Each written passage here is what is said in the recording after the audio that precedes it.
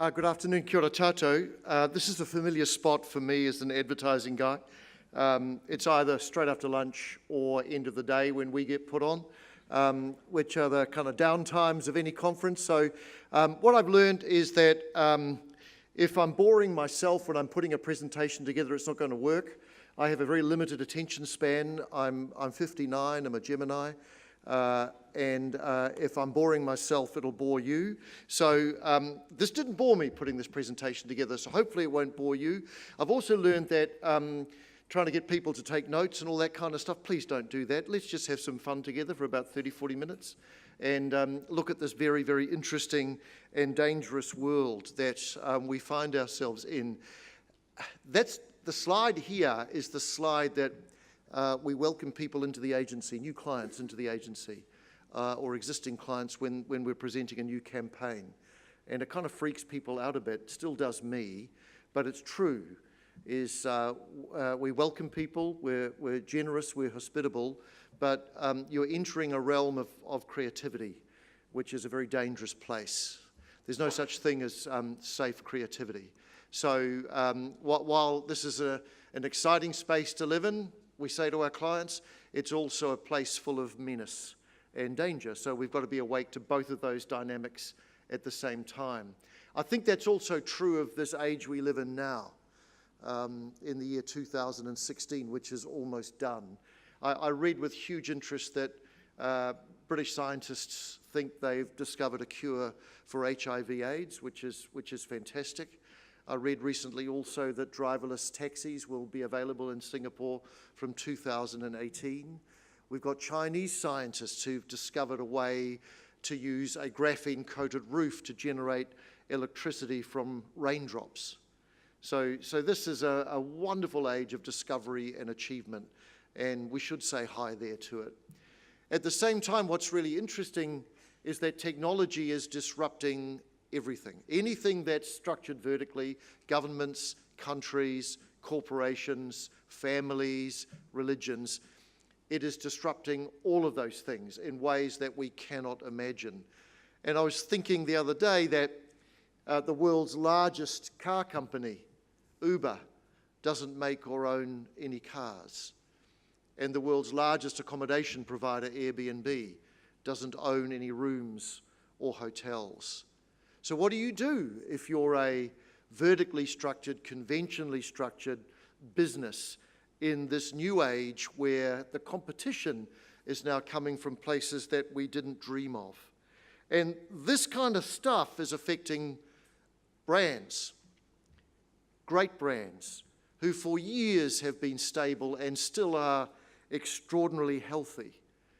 And the reason why it's disrupting brands is because technology and all of the disruption we're facing around us is disrupting relationships, and in particular the way brands and consumers have relationships. And one thing hasn't changed. Great brands have a deep relationship with people, and they ultimately do that through creating ongoing, memorable experiences. And what's important about brands is that, and this is what makes it tough in an age of disruption, what makes it really, really interesting is that everything counts.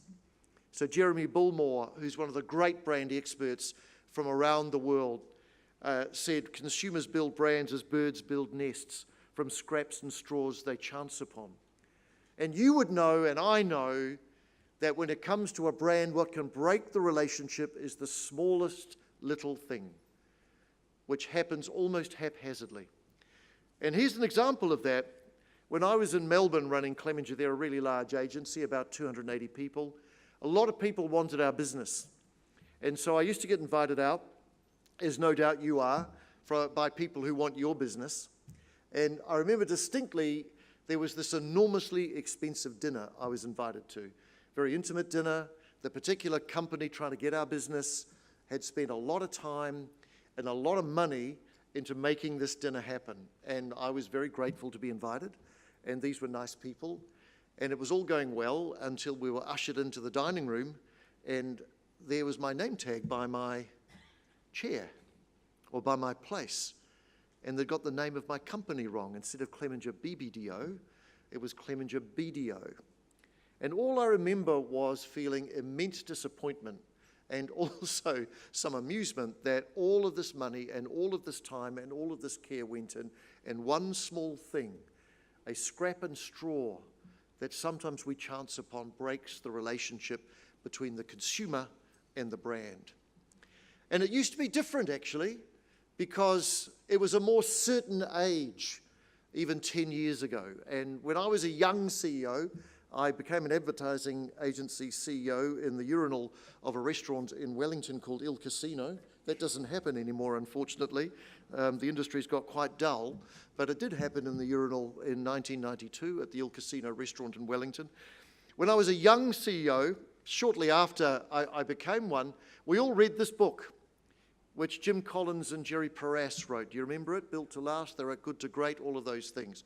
But basically, Jim Collins and Jerry Parass reckon they'd found these 18 visionary companies that had had enduring success.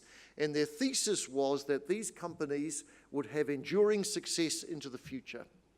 And these were big names like American Express, Citicorp, Johnson & Johnson, Philip Morris, Hewlett-Packard, GE, Walt Disney. If you look at those 18 visionary companies now, only 6 still outperform the Dow Jones Industrial Average. The rest have gone from great to good to merely okay. And this is what disruption in this new century is doing to all of our organizations, and success has never been more fragile. In fact, the US military have a wonderful phrase, VUCA, which they use to describe the environment they are in. And they're fighting or having to deal with a whole different military situation now from the one that they were set up for years ago. And VUCA stands for volatile, uncertain, complex, and ambiguous. And all of us, my business in particular, is dealing with volatility, uncertainty, complexity, and an ambiguous environment that's really, really hard to read. And if you want to understand, or you want a fantastic presentation on modern 21st century leadership, go to TED, go to the TED website and type in Stanley McChrystal, and it's the best presentation on what a leader has to be and what a leader has to do in the 21st century. And I started to notice this a few years ago when in 2004, a movie came out called Super Size Me. Do you remember it? And Morgan Spurlock goes on a campaign or a crusade to eat McDonald's every day and only McDonald's for a month. And he makes himself extremely sick doing it. And then McDonald's very quickly after that began to change its business model. So it began to introduce new menus, kind of present itself in terms of healthy options, all of those sorts of things. And it set me off wondering in this, at that time, very new century, what was going on? And it was interesting that what caused McDonald's to change its business model, and they prided themselves on the line, billions served, but they hadn't asked the question, what happens when the billions don't want your burgers anymore? What actually changed their business model wasn't something done from within the category, like KFC or Subway or Taco Bell. What changed their business model was something outside the category, which they hadn't foreseen, which was a maverick movie. And this notion of a movie almost starting a participation movement among consumers made a behemoth of the business world, which was McDonald's, change its entire business model. So this notion of a media event unleashing the social power of consumers, I thought that was enormously powerful. And do you remember, before we all found iPhones, we all used Blackberries, and how BlackBerry had the lion's share of the business market, and everybody called it Crackberry because it was so addictive and everybody was using it. Next year, its market share worldwide is predicted to be 0.3%. And it all happened, the collapse of BlackBerry, because when the iPhone came out in 2007, BlackBerry didn't realize that people actually wanted media devices rather than mobile phones.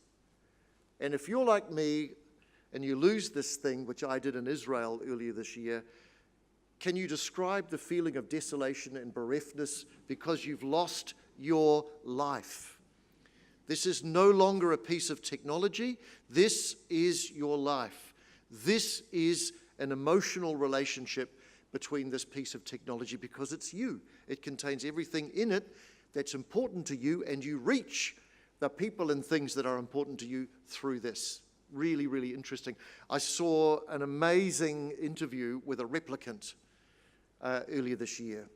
Who remembers Blade Runner? The replicants are here. A scientist had made a robot in the exact same image of his wife.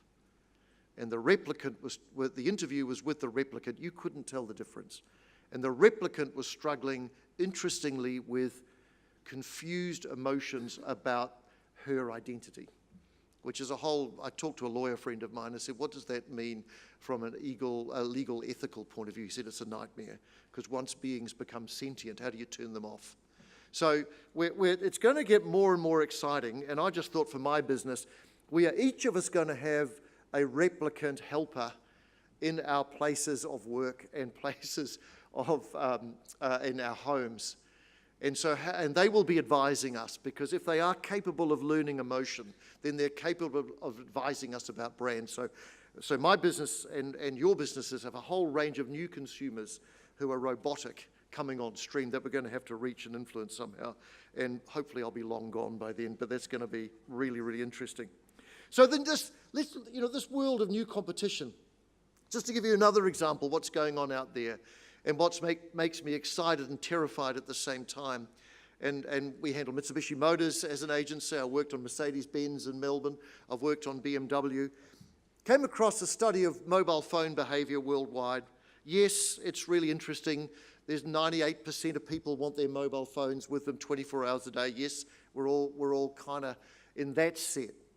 But what was also really interesting is that a huge proportion of people, nudging 70%, are now saying their mobile phone says more about their status than their car does. And if you're running an automotive company, how does that make you feel? Because you're in a whole new competitive territory now. If you're running Mercedes-Benz, as Horst von Sanden does, who's a fantastic guy, runs Australia and New Zealand, what do you do now? Because your traditional competition was Audi and BMW and Lexus, and now it's from way outside the category. And that becomes exciting, as I said before, and terrifying in trying to find a solution for that. What's really interesting, a little fact that I picked up, is 22% of Spaniards and Germans regularly interrupt sex to take a mobile phone call. That's how powerful this thing is kind of getting into our lives. I was interesting. The Germans, tech, they do that, highly efficient. But the Spaniards, the whole Latin lover thing is now getting disrupted. So there you go. So, talking about disruption, I was really, really interested in these guys. Do you know these guys? And why do you think they're smiling? Well, it's Kevin Systrom and Mike Krieger of Instagram. They've just been bought by Facebook for US $1 billion. And that took place in 2012. Do you want to know what selling your company for $1 billion feels like? Here's a Dutch journalist trying to have a rational interview with Kevin Systrom just after he sold his business for $1 billion. $1 miljard, dat betaalt Facebook voor een beginnend internetbedrijf met een paar werknemers. De overname van Instagram is aan de prijzige kant, maar Facebook heeft het ervoor over. Well, to tell you the truth, we're a bit disappointed here. We were aiming for $2 billion, and they only gave us $1. So, but sometimes shit happens.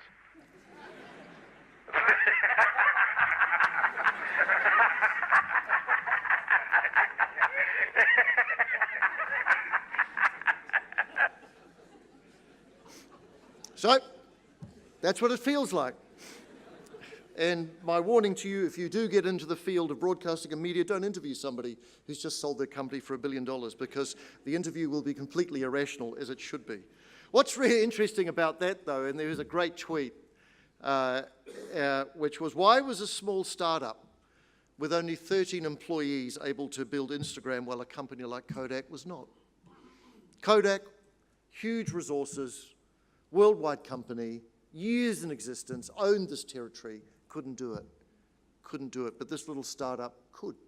And that there's a whole other presentation about kind of as we grow bigger, how do we retain in our cultures the startup mentality, and that's very difficult. So if you're Kodak, this is the front page the Economist never printed when the GFC happened. That's kind of what Kodak must have been feeling like. And there are plenty of other companies feeling like that too, which was why Jim Collins, and I really want to be an academic one day in the business world because it's a license to print money if you're smart. Remember Jim wrote that book, Built to Last, and his whole theory was wrong? What do you do if you teach business at Harvard or wherever Jim teaches? You come out with another book called How the Mighty Fall. And you say, why did I get it wrong? And this book is a bestseller as well. And this came out about 2009. And it's an exploration of why those companies got disrupted. And again, I just thought I'd share this with you. All I've done all my life is turn around advertising agencies, which is both terrifying and enjoyable. I wish I'd read How the Mighty Fall when I got to Melbourne as a New Zealander to sort out an agency full of Australians, because they did not want to know. And I wish that I'd had this chart from the book with me, because it's so brilliantly insightful about the passage that businesses go through and how they end up failing. So first of all, the terrifying thing is, even while you're doing well, the seeds of destruction are being sown. Then stage two, the undisciplined pursuit of more. I got to an agency that had been a brilliant agency in the past and thought it could be brilliant at everything, and got into consulting and decided to take on Bain and BCG and McKinsey, and lost a bundle trying to do that. When my first job was at Shell, they were great in the oil business, but they were also getting into forestry and enzymes, and Mobil was getting into office equipment, and guess what? Neither of them did very well in that area. So there's this arrogance, which is, we're good at this, therefore we can be good at everything. Then stage three, which is the hardest one of all, which is denial of risk and peril. Stage four is when the consultants come in and there's lots and lots of restructuring and layoffs and whatever, which is called grasping for salvation. And then stage five, capitulation to irrelevance or death. And lots of companies, as we saw with Jim Collins and Jerry Paras's 18 visionary companies, went on that path. So what's causing it? Yes, technology, but ultimately what's causing it is the new consumer. And I came across this fact the other day, and it's really real. And if you read books like The Shallows, our brains are changing because of technology. We know that. So those of us with a hugely small attention span are becoming the norm. And research has shown that the average American attention span in the year 2000 was 12 seconds. It's now this year officially 8 seconds, and that's now less than the average attention span of a goldfish. It's true.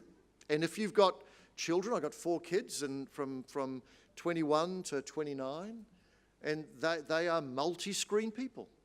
And if you're not interesting on that screen, they'll go to another screen. They'll find another thing more interesting. And they will share things that are interesting with their peer group and their friends and associates. So this is here to stay. And Herd Consulting, I think, said it brilliantly. The audience is no longer passive and dependent on what you offer. They're not listening, and to be honest, they're not yours. And if we all begin there, then we can begin to shape our brand stories and our brand narratives and kind of work out how we get interesting. And it's just a simple fact of numbers. The Henley Research Centre said that 15 years ago, we're exposed to 3,000 messages a day, but cognitively retain only 10. We're now exposed to 7,000, but still only 10 stick. So the question is, in this room, your business, my wonderful list of clients, our wonderful list of clients, how do you get in that 10? And how do you stay there? And now when you walk into a supermarket, the average supermarket has 16,000 products, but our vocabulary only has enough kind of room for 6,000 words. So there are more things in the supermarket than we have words for. So how do brands work hard to be distinctive and compelling and interesting? And that's true in terms of countries. I chair the Wellington Regional Economic Development Agencies. KPMG have put out this remarkable study called Magnet Cities, and the young wealth creators are the people that cities and countries want to get. And I was really interested in Tom Friedman and Michael Meldenbaum's book. Tom Friedman is the foreign affairs correspondent for the Washington Post and New York Times. But he wrote this great book about the US, which is very relevant to us today in terms of that used to be us, he's saying, and how America can turn around and come back. And that's an interesting narrative in itself, but what was interesting was the mindset that when I went to listen to Tom Friedman at a gig in Melbourne, he said something that wasn't in the book, because somebody asked him, okay, this is a very different kind of world, and a very different kind of world for the US. So how do countries, how do organizations, how do places, how do they compete? And he said, you've got to have three things. Think like an immigrant. Curiosity, hard work. Leave the safe harbors and go somewhere where you haven't been before. Take a risk. Think like an artist. He said this is the innovation creative age. So creativity, innovation, artisanship has got to be deep in an organization and in a place. And lastly, think like a waitress. And he told a story about this extraordinary waitress in some little town in the Midwest who transformed their experience of their dinner. And he said it's a service economy. Everybody talks about it. But the organizations and the cultures and the places that will win are places that deliver extraordinary service, which comes down to that lovely human dimension, which is simply generosity. So, how do we succeed in Tom's flat world? Well, the first thing I talked about was being distinctive and memorable and relevant and interesting. And that's got to be a conversation about why your organization matters. Why should people care about you? Why should people listen to you? And more importantly, why should the people who work for you, why should they get out of bed every morning and come to work? And I've been really, really interested. When I was in Australia, there was this huge debate about Australia's productivity problem. Back in New Zealand, and gratefully so to be home in New Zealand, and New Zealand still talks about its productivity issue. And there are conversations about the labour market, there are conversations about a low commodity economy, etc., a low value commodity economy, etc., etc., etc. I think it's a deeper issue. When you look at the stats about whether people are happy at work, and it's the same between New Zealand and Australia, where you've basically got around 70% of people in workplaces in New Zealand and Australia who are unhappy about working at those places. And that's not their problem. That's not a problem of the economy. That's our problem as leaders. It's a leadership problem, because the leaders of those workplaces haven't defined why that place matters and why those people matter and why people should care. So this notion of purpose, before we even talk about brands, is hugely, hugely essential. I trained to be a Catholic priest at the seminary in Hawke's Bay. I chose wisely because they make wine there. And I met John Dew, who's the current Catholic cardinal there. And he was doing his post-ordination or pre-ordination retreat. And I was only a first year, but he was through. He was a diocesan priest. John gave me a ring the other day and said, could you come in and talk about the Catholic Church's brand? So I went and saw John, who's a good guy. And he said, so can we talk about our brand problem? And I said, you haven't got a brand problem, John. You've got a deeply troubled organizational problem. And it goes, we've got to start with purpose. And if we don't start with purpose, we're not going to solve the brand problem. And I reckon Simon Sinek is absolutely right. If you go to Simon Sinek on YouTube, he's the guy that keeps talking about the reality is that organizations get preoccupied with selling the what, but people actually buy the why. So while Apple is a technology company, people actually are passionately buyers of Apple because of what they stand for. And we'll have a look at the brand purpose of Apple a little later on. And what's really powerful about Apple is that people don't just buy it, they join it. And if we can get consumers to join our brands because they believe along with us in what we live for and what we care about and what our purpose is, if you can bring consumers with you in that way, then that's so much more powerful than simply getting people to buy your product. And so Martin Luther King, which is interesting, didn't say, I have a plan when there was the March on Washington. He said, I have a dream.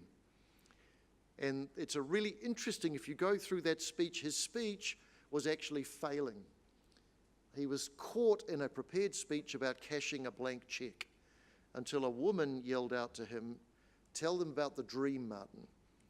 And he made this extraordinary speech, which is basically impromptu, about this dream he had, which galvanized the world, basically, around the dignity of human beings and civil rights. So what is the dream? Why do you matter? And why should people care? And we brought Jason Maiden over to New Zealand, who's the design director for Nike. They do a lot of study of millennials in Nike, and he's saying this phenomenon now, if you want bright young talent, you've got to have a purpose that they can hook into, because they will chase purpose rather than profit. And the powerful thing is that if you've got a distinctive, compelling purpose, then the work will be done for you by the new media. And the new media are consumers. The consumer now is the medium. And so Jeffrey Cole said this, which I think is really, really relevant. In the analog world, the many, it's the old world, the many used to communicate with the few. In the digital world, the many share with the many. So there's a whole other kind of media space disruption starting to happen. And while screens will still be with us, every research piece will tell you that the most credible medium is someone else who makes a recommendation to you, someone you trust, who shares something with you and recommends to you. So let's look at some examples of kind of this weird and wonderful world. The first one, I told you I'm 59, and I told you that with a reason, because I grew up in the 70s, and guys, if you grew up in the 70s, did you use Old Spice? Absolutely. Did you use that other great invention of the 1970s called soap on a rope? I did. You go down and buy a piece of soap. It had a white rope on it, and you hung it from the shower nozzle, and that was your soap on a rope. It was entirely useful until the rope rotted and the soap fell off, and then you used it as a soap. But we thought that was really cool, along with Old Spice. And then the 70s became really uncool, and Old Spice kind of disappeared.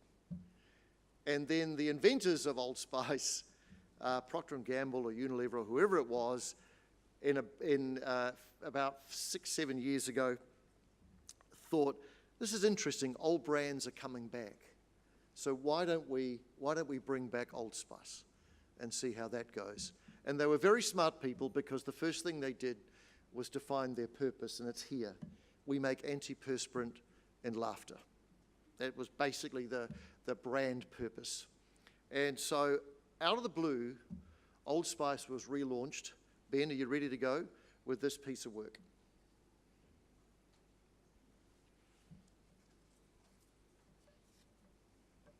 Hello, ladies. Look at your man. Now back to me. Now back at your man. Now back to me. Sadly, he isn't me. But if he stopped using lady-scented body wash and switched to Old Spice, he could smell like he's me. Look down. Back up. Where are you? You're on a boat with the man your man could smell like. What's in your hand? Back at me. I have it. It's an oyster with 2 tickets to that thing you love. Look again. The tickets are now diamond. Anything is possible when your man smells like Old Spice and not a lady. I'm on a horse. So they found this NFL star, Isaiah Mustafa, out of Portland, Oregon. It was always a white guy's brand. They chose an African American to front it. And guys use it, right? But they chose to speak directly to women. They broke every rule that you could ever imagine. A bit like our client Whitakers, who do no research, none at all. They do it purely off instinct, and it's a brilliantly, brilliantly innovative company. And then they said, we're breaking all the rules, and there's a new technology called digital and a new technology called Twitter. What do we do with that? So they had an extraordinary, where am I going? Yes. Why am I going that way? Oh, come back. So they had an extraordinary kind of digital presence, highly amusing, really, really involving. And they were the only brand to actually respond to tweets in real time. And you started to have this really, really interesting dynamic going on between consumers and Old Spice as a brand. And I just want to share with you this one, which is their response to a tweet. Ben. On Twitter, J.S. Beals tweets, "Can you ask my girlfriend to marry me? Her name is Angela A. Hutt-Chamberlain. J.S. Beals, thank you for your tweet, and I'd be honored to honorably honor your honorable request. Miss Angela A. Hutt-Chamberlain, it seems like yesterday that you met J.S. Beals, but your love has blossomed from a seed into a fully grown love plant. And now it's time to fertilize that plant. Angela A. Hutt-Chamberlain, will you make J.S. Beals the happiest man in the world and marry him in real life? We'll be eagerly awaiting your reply. Eagerly." So this starts to get really interesting now. We talk about culture brands and assignment. Brands that are so powerful and so trusted and so involving that they enter the cultural life of communities, and people ask the brand to participate, and in this particular example, actually facilitate the ritual of an engagement. Very, very powerful. What's also powerful is that campaign never ran in New Zealand and Australia, but sales of Old Spice in supermarkets went up 400%. So this was the first consumer as medium, and the power of participation, the power of sharing, the power of sending on. So very briefly, let's look at matter. Let's go to purpose first before we start to talk about brands. What is purpose? That's what a purpose is. The reason for an organization's being, reflecting people's idealistic motivations for doing the organization's work. If you want a great book on purpose, Mirko Giannis's book is a brilliant one. And I think this is a wonderful little piece out of that book. It's not only that you have a purpose, but you live it out in such a way that people are grateful that this company came into existence. And there's a lot of, people think it's easy to come up with a brand purpose. The hardest thing to do is make it so simple and so clear that it can be captured in a text message. So I thought I'd share 4 organizational brand purposes with you. Nike, Phil Knight, never went away, about competition and about winning. Disney, which I think is brilliant, to make people happy. That's your role description right there, from the chief executive right through. And that's your performance review summed up in terms of what have you done this year or over the last 6 months. Apple, interestingly, Steve Jobs never came out with a purpose statement, but he spoke over and over again about Apple being there to liberate human creativity. And Chipotle, the fast food Mexican food chain, to cultivate a better world. So let's look at another remarkable brand, which is Dove. I worked on Dove when I was at Ogilvy and Mather, wonderful Unilever brand, been around for decades. You might know it, you might use it. But essentially, Dove was always a highly functional brand, invented by David Ogilvy, 1/4 cup of moisturizing cream. It was a beauty bar, not a soap. And it marketed itself around functionality. But what happens when lots and lots of competitors come in and disrupt your world, and they can out-function you, or they can match you in terms of function? Where do you go now? So what was interesting is that Dove went to a really interesting place, and they did some research around women and found that 2% of women had self-confidence in the world, had self-confidence about the way they look. And that was brought on because of these unattainable standards of beauty. So Dove created this extraordinary purpose-driven movement around the Dove campaign for real beauty and the Dove campaign for the Dove movement for self-esteem. And over the decades, it's come out with remarkable pieces of provocative work, which makes us think again about how we see ourselves, particularly how women see themselves, and about what real beauty is. And here's one of the latest examples.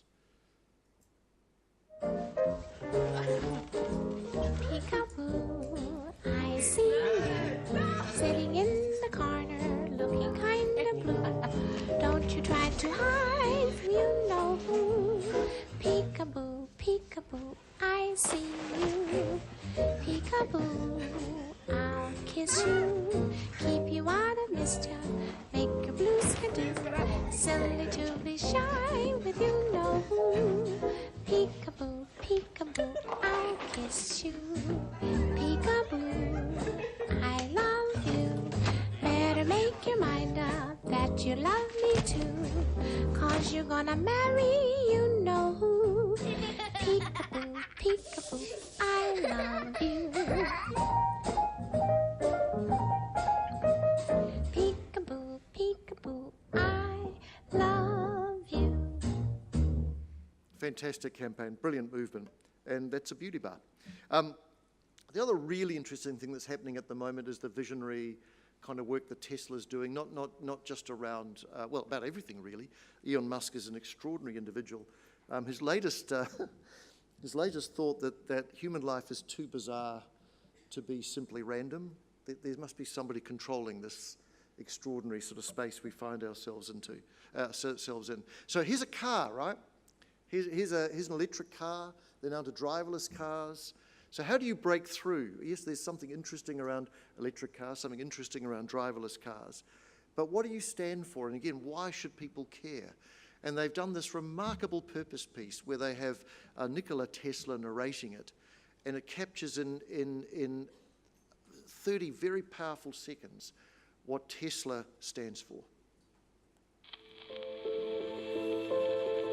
It is not a dream. It is a simple feat of scientific electrical engineering.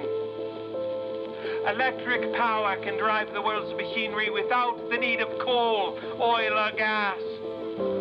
Although perhaps humanity is not yet sufficiently advanced to be willingly led by the inventor's keen, searching sense. Perhaps it is better in this present world of ours that a revolutionary idea be hampered in its adolescence. All that was great in the past was ridiculed, condemned, combated, suppressed, only to emerge all the more triumphantly from the struggle.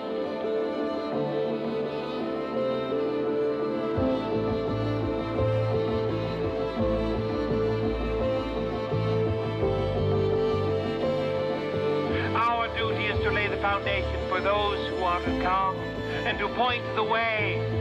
Yes, humanity will advance with giant strides. We are whirling through endless space with an inconceivable speed.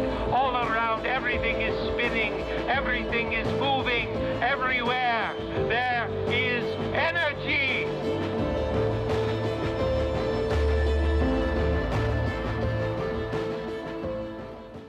What I love about that is that if you're coming to work for Tesla, you're not coming there to make a car, you're coming there to change the world. And also you're coming there to do something for other human beings. And these are the stories now coming out about Tesla vehicles.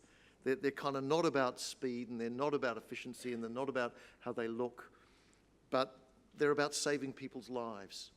It's a really, really interesting brand in shape-shifting form, Tesla. And I think they're doing a remarkable job driving the brand of distinctive purpose. Last example before we close, and maybe a couple of questions. Have you noticed there's a real Sweden bashing movement going on? I don't know if you stay close to what's happening out there, but it's interesting. Like if you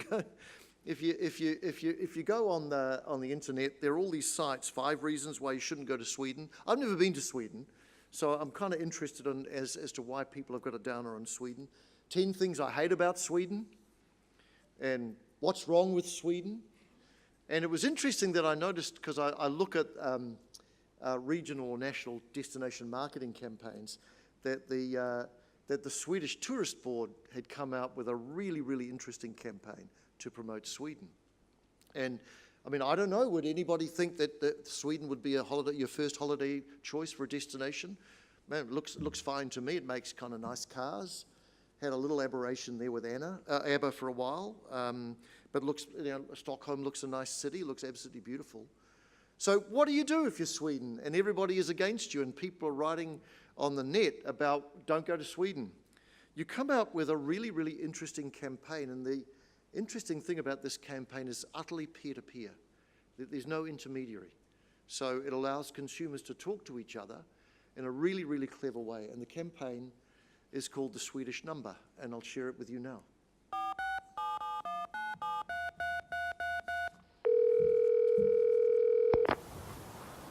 You will soon be connected to a random Swede somewhere in Sweden.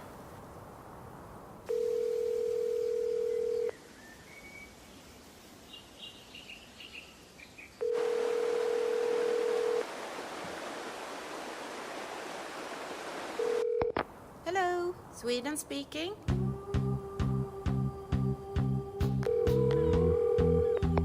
Ja, hallå? I know a club. You'll love it.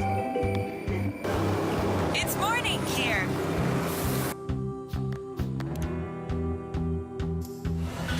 Yeah, I know a lot about hunting, fishing and moonshining.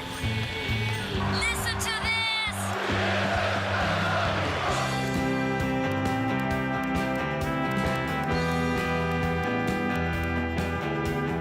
1, 2, 3. That's how we do it. It's easy. Bye bye. Thank you for calling Sweden.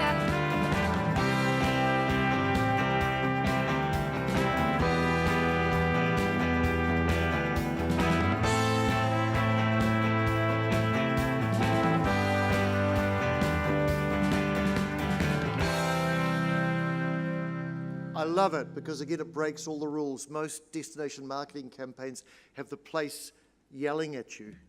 This one is getting consumers to talk to real people. There's integrity, there's credibility, and there's surprise in it. And above all, it's the new age of the consumer, where the consumers are the medium together. And this brand allows them to come together. So the last thing I just want to leave you with, there's a brilliant American poet called Mary Oliver, lives on the east coast of the US. She writes extraordinary poetry. She should get the Nobel Prize, I would hope, at some stage. She wrote this wonderful poem called The Summer Day, and it ends with this question: tell me, what is it you plan to do with your one wild and precious life?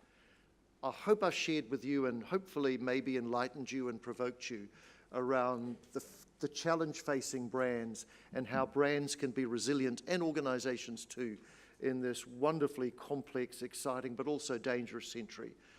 And the task of all of us is to find what is the one wild and precious life in our organizations and brands. Kia ora. Thank you very much.